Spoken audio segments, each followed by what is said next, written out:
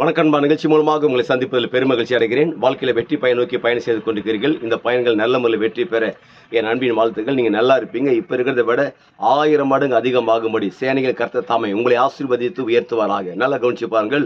கடந்து போகிற பாதைகள் அற்புதமான பாதை செலக்ட் பண்ணி கடந்து போய் கொண்டிருக்கிறீங்க. வெற்றி மகுடத்தை சுட்டி கொண்டிருக்கிறீங்க. எந்த நிலையில் இருந்த உங்களை கடவுள் இவ்வளவு தூரம் கொண்டு நிற்க வச்சிருக்கிறார். உங்களுடைய முயற்சி ஒரு நாள் வீணாகல. அப்படி இருந்தாலும் சில நேரங்களில் சில பிரச்சனைகள், சில போராட்டங்கள், சில மன அழுத்தங்கள் இந்த உலகத்தில் வருவது உண்டு.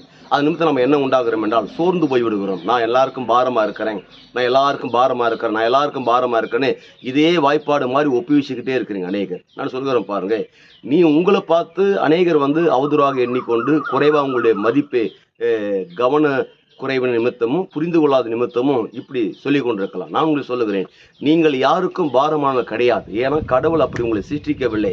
உலகத்தில் இருக்கிற எல்லா மனுஷனுடைய பாரங்களையும் நீக்கத்தக்கதாகத்தான் உங்களை இந்த உலகத்தில் பிறக்க வைத்திருக்கிறார். பாருங்க, ஒரு ஆபிரகாமை கர்த்தர் அழைத்து அவனை ஆசீர்வதித்து அவனை பெருக பண்ணினார் சொல்லிட்டு ஏசாயா 51:2 பார்க்கிறோம். நீங்கள் ஒரு நபராக இருக்கலாம், உங்களை பார்த்து அநேகருக்கு பாரமா இருக்கிறேன் என்று சொல்லி நீங்க எண்ணிக்கொண்டிருக்கலாம். கிடையாதுங்க. உண்மை என்ன தெரியுமா? உலகத்தில் இருக்கிற ஒட்டுமொத்த எல்லாருடைய பாரத்தையும் ஆண்டவரை நீக்கும்படியாக உங்களை ஆண்டவர் ஏற்படுத்தி இருக்கிறார். நீங்கள் யாருக்கு பாரமான எல்லா பாரத்தையும் உங்க மூலமாக தேவன் நீக்க போகிறார். தெம்பா இருங்க, மகிழ்ச்சியா இருங்க, சந்தோஷமா இருங்க. நீங்க செய்து கொண்டிருக்கிற பணித்தளத்தை பிரம்மா செய்து கொண்டிருக்க, அற்புதமா செய்து கொண்டிருக்கிறது.